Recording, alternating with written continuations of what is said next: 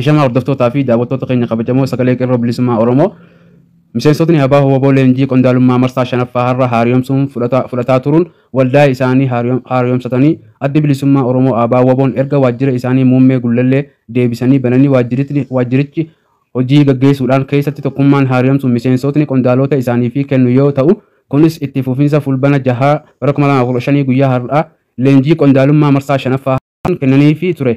Xumurus waldaan isaanii akka haaromsuuf erbuu seenanii jiru. Sirni eebbaa kanneen eegalamee yoo ta'u ilmaan Oromoo mirgaa fi bilisummaa Oromoo wareegamuudhaaf yaadannoo sammuu taasisuun sirni xumuruun haaromsaa fi erbuu seenaa qondaalota ABO marsaa shanaffaa kanneen irratti miseensonni GS ABO jalatti amma fiilee argamu haasaa erga taasisaniin booda erbuu seensaniiru.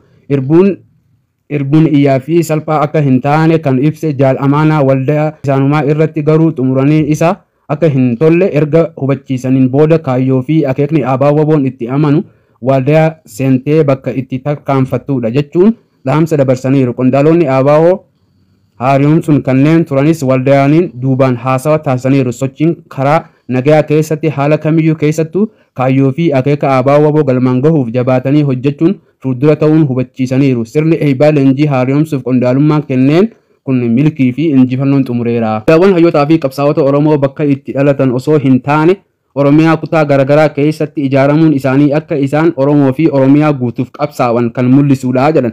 Namoonni siidaan ijaarameefis kanneen kana Oromoo kan akka baratamuuf dammaquuf gatii guddaa baasuudhaaf kan ijaaramaa jirudha. Daawwan namoota seenaa kanneenis bakka dhalootni isaaniitti osoo hin taane Oromiyaa bakka garaagaraa keessatti waliigala fudhachaa kan ijaaramaa yoo ta'u ergaan mul'ataan isaanii dhalootaa fi qubee irratti gabaabinaan barreeffameera. Siidaawwan Jeneraal Taaddasaa Birruu fi mana barumsaa Bultuum Odaa keessatti Najjoo kan Sheekanaa Bakrii Sopholoo, manneen barumsaa Bultuum Odaa Yaaballootti Haayira Sillaasee Fidaa, manneen barumsaa Bultuum Odaa Dodolaa keessatti Jeneraal Waaqoo Guutuu, mana barumsaa Bultuum Odaa Baddallee keessatti ijaaramaa jira. Bu'uuwwan guddinaa tumsaa mana barumsaa fi ifaa barumsaa Bultuum Odaa haaromsu keessatti onneewwan Nasiibaa Hiikamaa Awajjii Abbaa Gumachisaa mana barumsaa ifaa Borraayyuu Bultuum Odaa Amboo keessatti Abunaa Paampolos Magarsaa Badhaasaa ammoo mana barumsa ifaa Burraayyuu Bultuum Odaa Nageellee Boranaa keessatti ijaaramaa jira.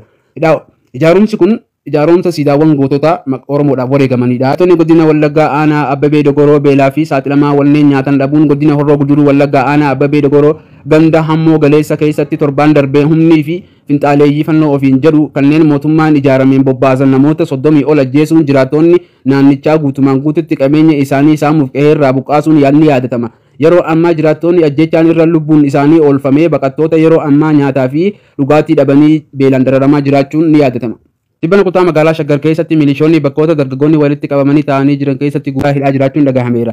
Haaluma jiru ulfaataadha of eeggannoo taasisuun bakkoota sakatta'amaniis hammaatee jiru keessatti dargaggoonni daandii irraa fuudhanii hidhaa jiraachuun bakkoonni itti hidhaa jiran ammoo garuu Burraayyuu fi Gujiidhaa fi Ashawwaa, Meeddaa, Gafarsa naannoo Gafarsaa, Kolee fi Kaayyoo Finciidhaa fi Tulluu Diimtuu fi Furrii Waltaa'aa fi Sabbataa keessatti magaalota kanneen keessatti torbaan kana eegalanii bifoota adda addaa sababni hin beekamneen dargaggoonni humnaan bakka isaan itti walitti qabamanii taa'an fi manneen bunaatii fi manneen puulii keessatti akka barattoota hidhaa jiran dhagahameera.